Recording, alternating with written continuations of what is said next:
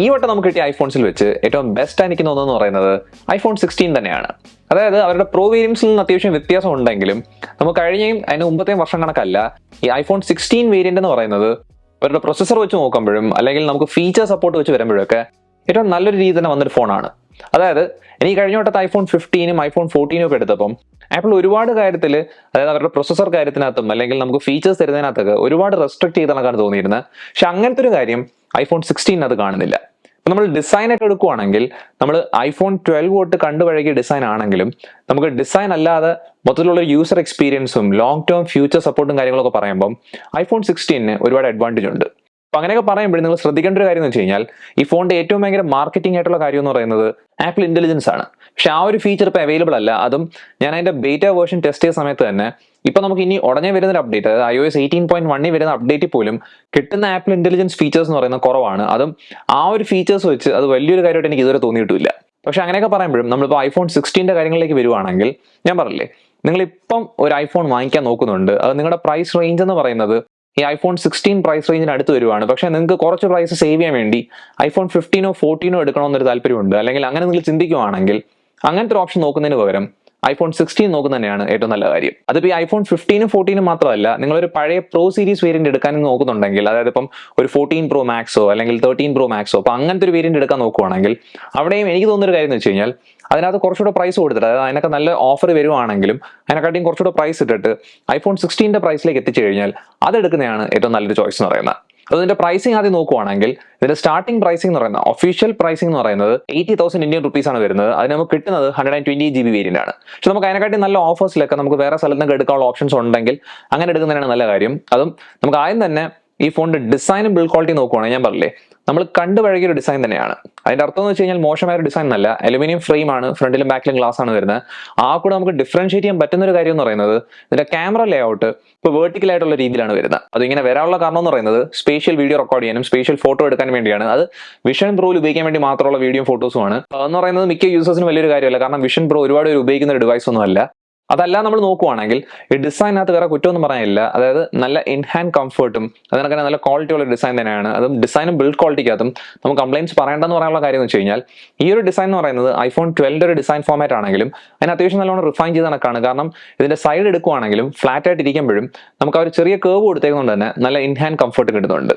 പിന്നെ അതിൻ്റെ കൂടെ നമുക്കൊരു ഡിസൈനകത്ത് പുതിയതായിട്ട് ശ്രദ്ധിക്കാൻ പറ്റുന്ന രണ്ട് കാര്യം എന്ന് വെച്ച് കഴിഞ്ഞാൽ ഇപ്പൊ നമുക്ക് ആക്ഷൻ ബട്ടൺ ആണ് വരുന്നത്. അതായത് നമുക്ക് മ്യൂട്ട് അൺമ്യൂട്ട് സ്ലൈഡറിന് വരും അവർ ആക്ഷൻ ബട്ടൺ ആക്കിയിട്ടുണ്ട്. അപ്പൊ നിങ്ങൾക്ക് എന്തെങ്കിലും പ്രോഗ്രാം ചെയ്തിട്ട് എന്തെങ്കിലും ഒരു ഫീച്ചർ വർക്ക് ചെയ്യുന്ന രീതിയിൽ ആക്കണമെന്നുണ്ടെങ്കിൽ അത് ആക്ഷൻ ബട്ടണിൽ സെറ്റ് ചെയ്യാൻ പറ്റും. പിന്നെ ഉള്ളതെന്ന് പറയുന്നത് ആ ക്യാമറ കൺട്രോൾ ബട്ടൺ ആണ്. അതിന് ആപ്പിൾ ക്യാമറ കൺട്രോൾ എന്ന് മാത്രമാണ് പറയുന്നത്. അതും ഇതെന്ന് പറഞ്ഞാൽ പ്രോ വേരിയന്റിൽ മാത്രം കൊടുക്കുന്നതിന് പകരം ബേസിക് ആയിട്ടുള്ള ഐഫോൺ 16 നമുക്ക് കിട്ടുന്നുണ്ട്. അത് വർക്ക് ആവുന്ന രീതി എന്ന് പറഞ്ഞു കഴിഞ്ഞാൽ നമ്മൾ ഈ ഒരു ബട്ടണിനകത്ത് പ്രസ് ചെയ്യുന്ന സമയത്ത് ക്യാമറ ലോഞ്ച് ആവും. പിന്നെ ഫോട്ടോ എടുക്കാൻ വേണ്ടി ഒരു സിംഗിൾ പ്രസ് ചെയ്യുക, നമ്മൾ പ്രസ് ചെയ്ത് പിടിക്കുവാണെങ്കിൽ നമുക്ക് വീഡിയോ റെക്കോർഡിംഗിലേക്ക് പോവുകയും ചെയ്യും. പിന്നെ ഇതിനകത്ത് ഒരു ഷോർട്ട് പ്രസ് ചെയ്യുവാണെങ്കിൽ നമുക്ക് കിട്ടുന്ന കാര്യം എന്ന് വെച്ച് കഴിഞ്ഞാൽ നമുക്ക് ചില ഫീച്ചേഴ്സ് ഓപ്പൺ ആയി വരും. അത് ഇങ്ങനത്തെ ഒരു മെനുവിലാണ് വരുന്നത്. അതും ഇതിനകത്ത് വെച്ച് നമുക്ക് ടച്ച് സെൻസിറ്റീവ് ആയിട്ടുള്ള ലെയർ ആയതുകൊണ്ട് തന്നെ ഈ ഒരു ബട്ടൺ പോർഷൻ എന്ന് പറയുന്നത് അല്ലെങ്കിൽ ഈ ക്യാമറ കൺട്രോൾ എന്ന് പറയുന്ന ഏരിയ ടച്ച് സെൻസിറ്റീവ് ആയതുകൊണ്ട് തന്നെ നമുക്ക് അതിനകത്ത് സ്ലൈഡ് ചെയ്തിട്ട് നമുക്ക് ഇഷ്ടമുള്ള സെറ്റിംഗിലേക്ക് മാറ്റാൻ പറ്റും. പക്ഷെ ഈ ഒരു ബട്ടൺ അല്ലെങ്കിൽ ഈ ഒരു ക്യാമറ കൺട്രോൾ എന്ന് പറയുന്ന ഒരു ഫീച്ചർ എന്ന് പറയുന്നത് എത്രത്തോളം ഉപയോഗിക്കും എന്നുള്ള കാര്യം വളരെ കുറവായിരിക്കും. കാരണം വെച്ച് കഴിഞ്ഞാൽ ഞാൻ തന്നെ ഇത് ഉപയോഗിക്കണം എന്നുള്ള രീതിയിൽ യൂസ് ചെയ്തത് മാത്രമാണ് ഉപയോഗിച്ചത്. അല്ലാതെ ഇതുള്ളത് വലിയൊരു കാര്യമായിട്ട് എനിക്ക് തോന്നിയിട്ടില്ല. പക്ഷേ ചിലപ്പോൾ നമുക്ക് ഫ്യൂച്ചറിലേക്ക് പോകാൻ നേരത്ത് വിഷ്വൽ ഇന്റലിജൻസ് ഒക്കെ വരുന്ന സമയത്ത് ഇത് വെച്ച് നമുക്ക് കുറച്ചുകൂടി ഉപയോഗം കിട്ടുമായിരിക്കും. പിന്നെ അതുകൂടാതെ തന്നെ ആപ്പിൾ ഇതിനകത്ത് വേറെ എന്തെങ്കിലുമൊക്കെ ക്യാമറ ഇംപ്രൂവ്മെന്റ്സ് അല്ലെങ്കിൽ ക്യാമറ കൺട്രോൾ ചെയ്യുന്ന ഇംപ്രൂവ്മെന്റ്സ് വരുത്തുവാണെങ്കിൽ അന്നേരം കുറച്ചുകൂടി ബെറ്റർ ഓപ്ഷൻ ആയിരിക്കും. അത് നിങ്ങൾ ലാൻഡ്സ്കേപ്പ് ഫോട്ടോസോ വീഡിയോസോ എടുക്കുവാണെങ്കിൽ ആ ഒരു സമയത്ത് ഇത് ഉപയോഗിക്കുമ്പോഴത്തേക്കും അത്യാവശ്യം കുഴപ്പമില്ലാത്ത രീതിയിലാണ് വന്നേക്കുന്നത്. ഇപ്പൊ ഡിസൈൻ്റെ കാര്യത്തിനകത്ത് ഇങ്ങനെയൊക്കെയാണ് നിൽക്കുന്നത്. പിന്നെ ഡിസ്പ്ലേയിലേക്ക് പോകുമ്പോഴും ഡിസ്പ്ലേയിൽ നമുക്ക് ഭയങ്കര ഇംപ്രൂവ്മെന്റ്സോ അല്ലെങ്കിൽ ഫീച്ചർ ചേഞ്ചസോ ഒന്നും വന്നിട്ടില്ല. അതായത് നമുക്ക് ഐഫോൺ 12 തൊട്ടുള്ള മുകളിലേക്കുള്ള ഐഫോൺസ് എടുക്കുവാണെങ്കിൽ അതിനകത്തൊക്കെ ഉപയോഗിച്ച് കണക്കത്തൊരു പാനൽ തന്നെയാണ്. OLED പാനലാണ്, 6.1 ഇഞ്ച് പാനൽ തന്നെയാണ്. അതും റെസൊല്യൂഷൻ നോക്കുവാണെങ്കിൽ 2556 by 1179 ആണ്. അത് നമുക്ക് 460 ആണ് കിട്ടുന്നത്. അത് ഇതിനകത്ത് നമുക്ക് ബാക്കിയുള്ള എല്ലാ രീതിയിൽ നോക്കാൻ നേരത്ത് മാക്സിമം ബ്രൈറ്റ്നസ് പോണത് നമുക്ക് 2000 നിറ്റ്സ് വരെ പോകുന്നുണ്ട്. പിന്നെ മിനിമം ബ്രൈറ്റ്നസ് 1 നിറ്റ്സ് വരെയാണ് വരുന്നത്.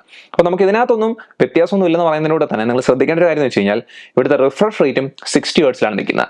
അപ്പോൾ അതാണ് എനിക്ക് ഏറ്റവും മോശമായ ഒരു കാര്യമായിട്ട് തോന്നിയത്. അതുമാണ് ഈ ഫോണിന്റെ ഏറ്റവും വലിയൊരു വീക്ക് പോയിന്റ് ആയിട്ട് എനിക്ക് തോന്നിയൊരു കാര്യം എന്ന് പറയുന്നത്. അപ്പോൾ ഈ 60 ഹെർട്സിന്റെ കാര്യം പറയാൻ നേരത്ത് നിങ്ങളിപ്പോൾ 120 ഹെർട്സ് ഉള്ള ഒരു ഐഫോൺ ഉപയോഗിച്ചിട്ടില്ലെങ്കിൽ, അതായത് നിങ്ങളിൽ ഒരു ഐഫോൺ 13 പ്രോയോ അങ്ങനത്തെ ഒരു ഫോൺ നിങ്ങൾ ഉപയോഗിച്ചിട്ടില്ലെങ്കിൽ നിങ്ങൾക്ക് 60 ഹെർട്സ് എന്ന് പറയുന്ന വലിയൊരു പ്രശ്നമായിട്ട് തോന്നത്തില്ല. പക്ഷെ നിങ്ങൾ അങ്ങനത്തെ ഒരു ഫോണാണ് യൂസ് ചെയ്തതെങ്കിൽ നിങ്ങൾ ആ ഒരു ഫ്രെയിം ഡ്രോപ്പ് ഉള്ള കാര്യമോ അല്ലെങ്കിൽ സ്മൂത്ത് ആവാത്തൊരു കാര്യം നിങ്ങൾ ശ്രദ്ധിക്കും. അല്ലാതെ നമ്മൾ പറയാൻ നേരത്ത് iOS അത്യാവശ്യം ഒപ്റ്റിമൈസ്ഡ് ആണ്. പിന്നെ നമുക്ക് ആ ഒരു അങ്ങനത്തെ ഒപ്റ്റിമൈസേഷൻ കിട്ടുന്നതുകൊണ്ട് തന്നെ ഉപയോഗിക്കുന്ന സമയത്ത് എനിക്ക് അങ്ങനെ വലിയ പ്രശ്നം തോന്നിയിട്ടില്ല. പക്ഷേ ഞാൻ പറഞ്ഞില്ലേ, ഞാൻ 120 ഹെർട്സ് പാനൽ ഉപയോഗിച്ചിട്ടുള്ളതുകൊണ്ട് ഞാൻ ഒരു കാര്യം ശ്രദ്ധിച്ചായിരുന്നു. പക്ഷെ അതിന്റെ അർത്ഥം എന്ന് പറഞ്ഞു കഴിഞ്ഞാൽ അത് യൂസർ എക്സ്പീരിയൻസ് സ്പോയിൽ ചെയ്യുന്നതാണെങ്കിൽ അങ്ങനത്തെ രീതിയിലൊന്നും ഇല്ല. അതായത് നമുക്ക് യൂസർ എക്സ്പീരിയൻസിന്റെ രീതി പറയുവാണെങ്കിൽ ഈ ഡിസ്പ്ലേയുടെ ക്വാളിറ്റി എനിക്ക് നല്ലോണം ഇഷ്ടപ്പെട്ടാണ്. പിന്നെ അത് കൂടാതെ തന്നെ വ്യൂയിങ് ആംഗിൾസ് എടുത്തപ്പോഴും പ്രശ്നമൊന്നുമില്ല. പിന്നെ ഞാൻ പറഞ്ഞില്ലേ, ബ്രൈറ്റ്നസ് ലെവലൊക്കെ പീക്കായിട്ട് പോകുന്നതുകൊണ്ട് തന്നെ കണ്ടന്റ് കാണുമ്പോഴോ അല്ലെങ്കിൽ നമ്മൾ എന്തെങ്കിലുമൊക്കെ വായിക്കുന്ന സമയത്ത് തന്നെ എനിക്ക് നല്ലൊരു എക്സ്പീരിയൻസ് വരുന്ന ഡിസ്പ്ലേ ആയിട്ടാണ് ഇത് തോന്നിയിട്ടുള്ളത്. അപ്പോൾ അതുകൊണ്ട് തന്നെ ഡിസ്പ്ലേയുടെ കാര്യത്തിനകത്താണ് എനിക്കൊരു വീക്ക്നെസ് പറയാനുള്ളത്. അതല്ല നമ്മൾ പ്രൊസസറിലേക്ക് പോകാൻ നേരത്ത് ഇവിടെ എന്ന് പറയുന്നത് ഏറ്റവും കൂടുതൽ സ്ട്രോങ് ആയിട്ട് ഇരിക്കുന്ന കുറേ കാര്യങ്ങളുണ്ട്. അതും ഈ വട്ടം ആപ്പിൾ കഴിഞ്ഞ വട്ടത്തണക്കല്ല, അതിന് വരെ ഒരു A18 ചിപ്സെറ്റ് ആണ് ഉപയോഗിച്ചേക്കുന്നത്. അതായത് കഴിഞ്ഞ വട്ടം നമ്മളിപ്പോൾ ഐഫോൺ 15 14 ഒക്കെ എടുത്തു കഴിഞ്ഞാൽ അതിന്റെ പ്രോ വേരിയൻസിനൊപ്പമുള്ള രീതിയിലുള്ള ചിപ്സെറ്റ് ഉപയോഗിക്കുന്നതിന് പകരം ഒരുപാട് ബാക്കിലോട്ടുള്ള രീതിയിലേക്കാണ് അവർ പോയിരുന്നത്. പക്ഷേ ഈ വട്ടം അങ്ങനെയല്ല. ഇവർ പ്രോ വേരിയന്റിനകത്ത് A18 പ്രോ ചിപ്സെറ്റ് ഉപയോഗിച്ചെന്ന് പറയുന്നെങ്കിലും ഇതിനകത്ത് A18 ചിപ്സെറ്റ് ആണ്. അത് തമ്മിനകത്ത് കുറച്ച് പവർ വ്യത്യാസവും ഗ്രാഫിക്കൽ കാര്യങ്ങളൊക്കെ വ്യത്യാസമൊക്കെ ഉണ്ട്. പക്ഷേ നമുക്കിവിടെ 8GB റാമും ഈ ഐഫോൺ 16 കിട്ടുന്നുണ്ട്. അപ്പോൾ അതുകൊണ്ട് തന്നെ ഞാനിപ്പോൾ ഉപയോഗിച്ച സമയത്ത് തന്നെ പെർഫോമൻസിനകത്ത് എനിക്ക് ഒരു കുഴപ്പവും തോന്നിയിട്ടില്ല. പിന്നെ 8GB റാം സപ്പോർട്ട് ഉള്ളതുകൊണ്ട് തന്നെ ആപ്പിൾ ഇന്റലിജൻസ് സപ്പോർട്ടും കിട്ടുന്നുണ്ട്. പിന്നെ നമുക്ക് ലോങ് ടേം പറയാൻ നേരത്ത് തന്നെ ഈ ഒരു പെർഫോമൻസ് ഉള്ള കാര്യവും പിന്നെ റാം സപ്പോർട്ട് ഉള്ള ഒരു കാര്യം, അല്ലെങ്കിൽ നമുക്ക് ഇത്രയും റാം ഉള്ളൊരു കാര്യം വലിയൊരു അഡ്വാൻറ്റേജ് തന്നെയാണ്. അപ്പോൾ അതുകൊണ്ട് തന്നെ ഈ ഒരു പ്രൊസസ്സറും റാം അഡ്വാൻറ്റേജും ആണ് ഈ ഫോണിന്റെ ബാക്കിയുള്ള വേറെ ഓപ്ഷൻസിൽ നിന്ന് മാറ്റി നിർത്തുന്നത്. അത് മാത്രമല്ല, ഈ ആപ്പിൾ ഇന്റലിജൻസ് സപ്പോർട്ടുള്ള ഫോൺ നമ്മളിപ്പോൾ എടുക്കുവാണെങ്കിൽ ഐഫോൺ 15 പ്രോയിൽ വരും, 15 പ്രോ മാക്സിനകത്ത് വരും, പിന്നെ 16, 16 പ്ലസ്, 16 പ്രോ, 16 പ്രോ മാക്സ്, ഇത്രയും ഫോൺസിനകത്ത് മാത്രമാണ് വരുന്നത്. ബാക്കിയുള്ള ഐഫോൺസിനകത്തൊന്നും സപ്പോർട്ട് ഇല്ല. അപ്പോൾ അതുകൊണ്ട് തന്നെ നിങ്ങൾക്ക് ഒരു ബേസ് ലൈൻ ഐഫോൺ അല്ലെങ്കിൽ നിങ്ങളൊരു ഐഫോൺ എടുക്കാൻ ഇപ്പോൾ ശ്രദ്ധിക്കുന്ന സമയത്ത് ഈ ഒരു വേരിയന്റിലേക്ക് പോകണമെയാണ് ഒരു ബേസ് ലൈൻ ആയിട്ട് സെറ്റ് ചെയ്യേണ്ടത്. അത് ഞാൻ പറഞ്ഞില്ലേ, നിങ്ങൾക്ക് പെർഫോമൻസ് അഡ്വാൻറ്റേജിലൂടെ തന്നെ സോഫ്റ്റ്വെയർ സപ്പോർട്ട് എടുക്കാൻ നേരത്ത് തന്നെ ഒരു 5 വർഷം അല്ലെങ്കിൽ അതിനൊക്കെ മുകളിലേക്കുള്ള സമയത്തേക്ക് ഇതിനകത്ത് എന്തായാലും സോഫ്റ്റ്വെയർ സപ്പോർട്ട് കിട്ടും. അതും സോഫ്റ്റ്വെയർ സപ്പോർട്ട് കിട്ടുന്നതിനകത്ത് തന്നെ നമുക്ക് എല്ലാ ഫീച്ചേഴ്സ് ഉള്ള സോഫ്റ്റ്വെയർ സപ്പോർട്ടിനെ കിട്ടാൻ വേണം. അപ്പോൾ അങ്ങനത്തെ ഒരു അഡ്വാൻറ്റേജ് ആണ് ഇവിടെ ഏറ്റവും വലിയ ഹൈലൈറ്റ് ആയിട്ട് കാണിക്കേണ്ടത്. പിന്നെ അതിന്റെ കൂടെ ക്യാമറ സെക്ഷനിലേക്ക് പോകുകയാണെങ്കിൽ തന്നെ ഇവിടുത്തെ ക്യാമറ പെർഫോമൻസും എനിക്ക് ഒരുപാട് ഇഷ്ടപ്പെട്ട തന്നെയാണ്.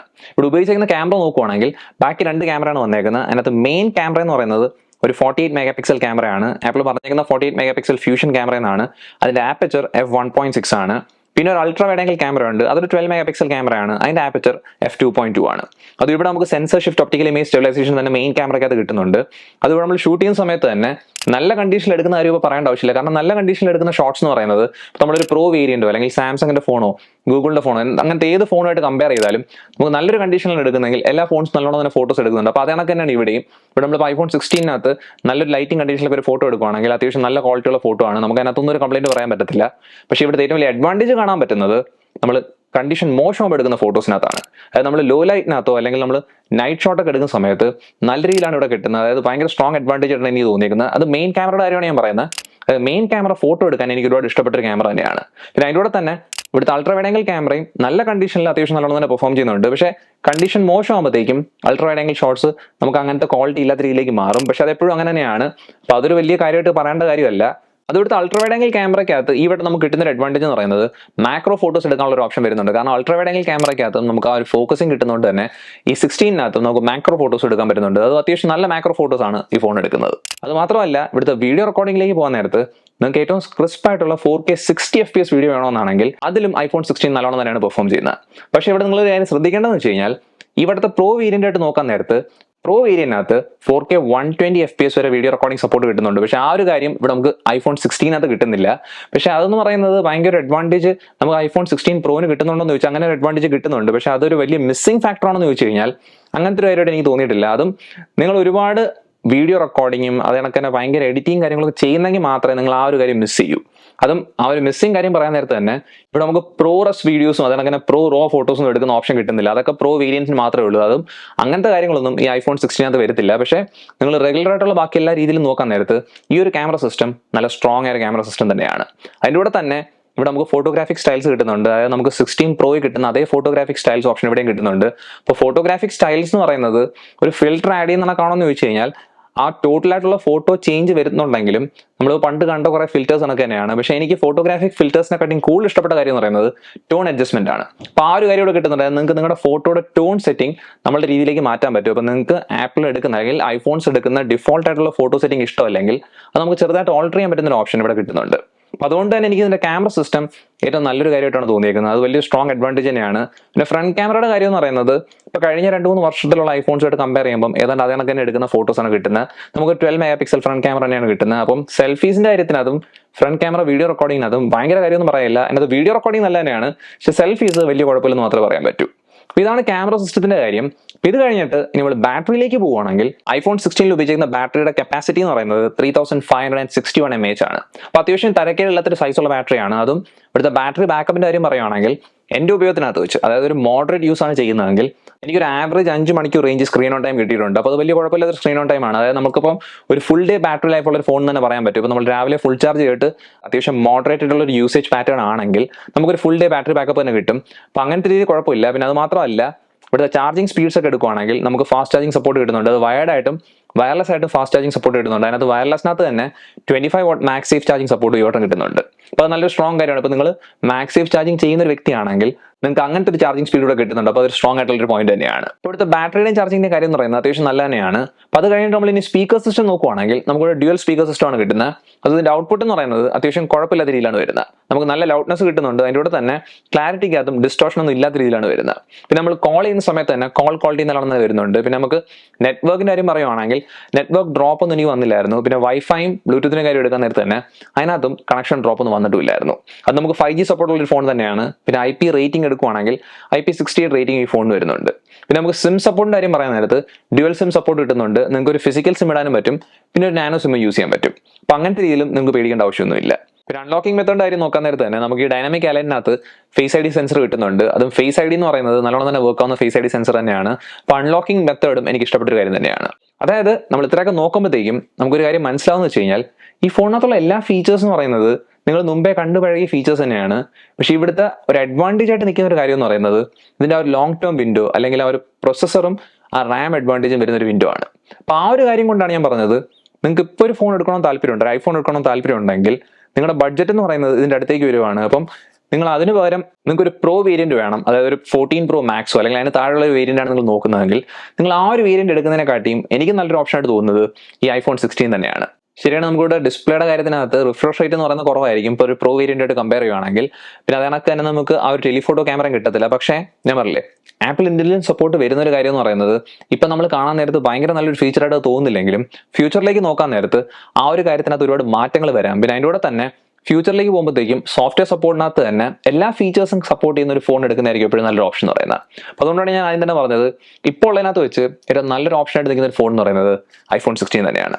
അപ്പോൾ ഇതൊക്കെയാണ് എനിക്ക് iPhone 16 ഉപയോഗിച്ചതിന് ശേഷം തോന്നിയ കാര്യങ്ങൾ എന്ന് പറയുന്നത്.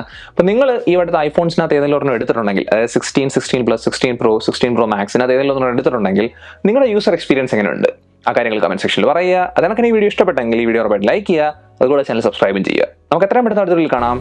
അതുവരെ ബൈ.